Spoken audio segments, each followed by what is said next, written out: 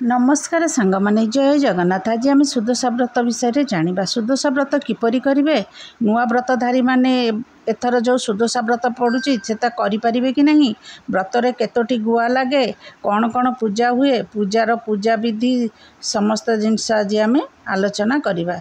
शुक्ल पक्ष दशमी तिथि गुरुवार पड़े ताहा सुदशा व्रत रूपे पालन करा जाई थाए।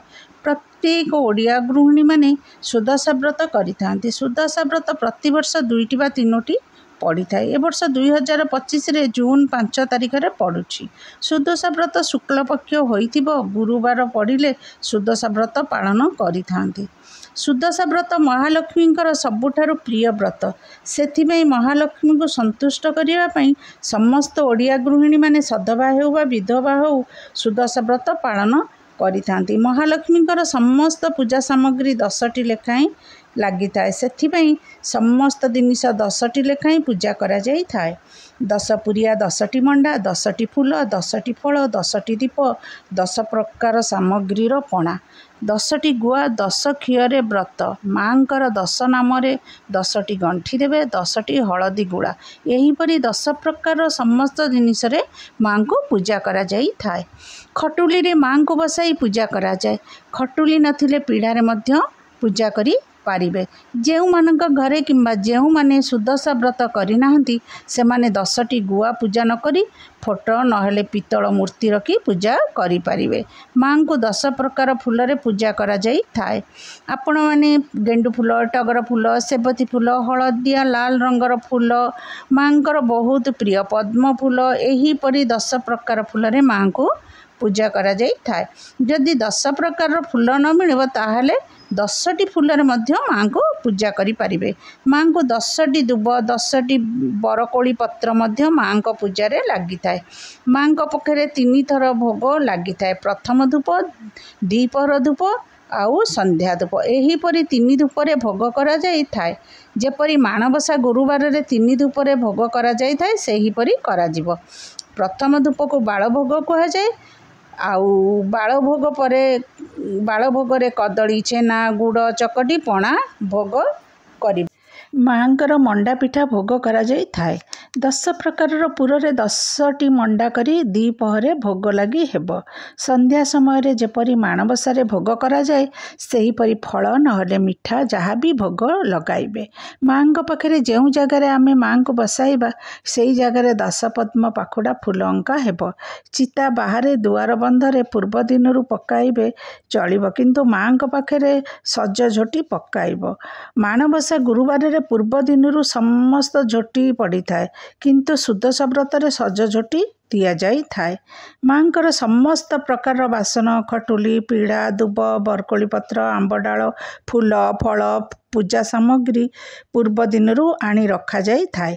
कारण गुरुवार पूजा सुदशा व्रत बड़ी भोरू पूजा होई थाए।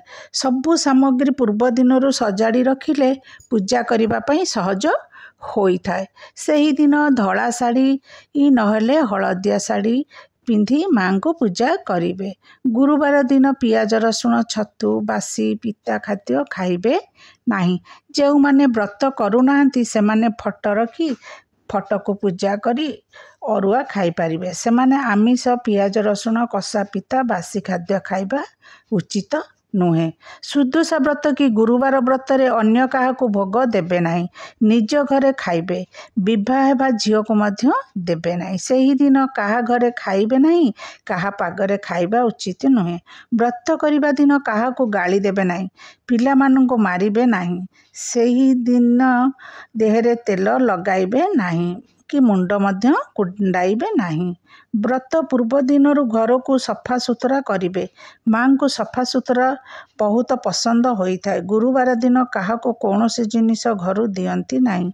यह कले घरु लक्ष्मी छाड़ी जाती बोली विश्वास अछि। सुदशा व्रत दिन सुदशा व्रत बही पढ़िबा उचित। शुणिले मध्य बहुत भल। नुह व्रती माने से दिन यही व्रत करि परिबे कि नहीं आमे जानिबा। जेहेतु ज्येष्ठ मास रे पड़ुछि सुदशा व्रत, आमे जानीचे शुक्लपक्ष दशमी तिथि रे गुरुवार पड़े सुदशा व्रत करि जून 5 रे जो सुदशा व्रतटी पड़ुची जहाँ आम पंजिकार लेखा अच्छी नुआ व्रती मैंने करें ना कि काल मुहूर्त को नहीं शुभ समय थिले व्रत करि अशुभ काल रहुची आमे जहाँ समस्त पूजा पाठ करिथाउ ताहा पांजी अनुसार करिथाउ 2026 फेब्रुआरी 26 तारीख रे पांजी रे लेखा जाइछि फाल्गुन मास दशमी तिथि पड़ुछि सेही दिन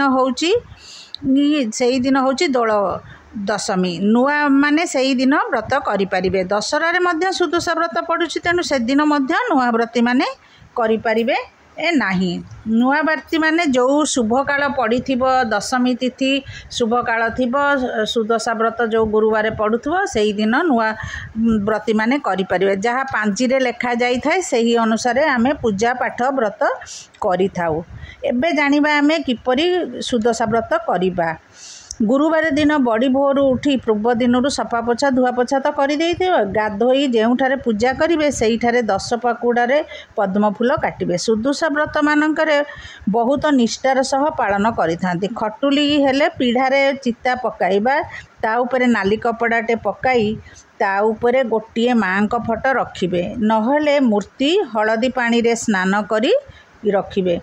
जो मान घरे सुदशा व्रत अच्छी जो माने गुआ पूजा करती से माने 10टी गुआ को हलदी पानी रे धोई पीढ़ा उपरे रखिबे चंदन सिंदूर माँ को देबे आ गुआरे मध्य लगेबे 10 प्रकार फूल देबे 10टी दुब 10टी बरकोली पत्र 10टी अखंडित अरुआ चाउल को नहीं बरकोली पत्र रे रखिबे ता उपरे 10 केरा दुब रखी 10 खियरे माँ का 10 नाम नहीं 10 गंठी पकाई व्रत को गुड़ाई गुआ उपरे रखिबे फूल रे माँ को सजाई देबे नाली ओढ़णी देबे फूलमाला देई माँ को सजाइबे 10टी दीप जलाइबे नहले 10टी बलिता देई मध्य गोटे दीप रे रखी जाली पारिबे कलशटीए बसाइबे कलश तले झोटी पकाइबे धान रखी तापरे कलश को रखिबे कलश रे आंब डाल दुब बरकोली पत्र देबे छोट करियाटीए देबे कलश रे चंदन सिंदूर लगाइबे तापरे कलश को दीपरे वंदापना करी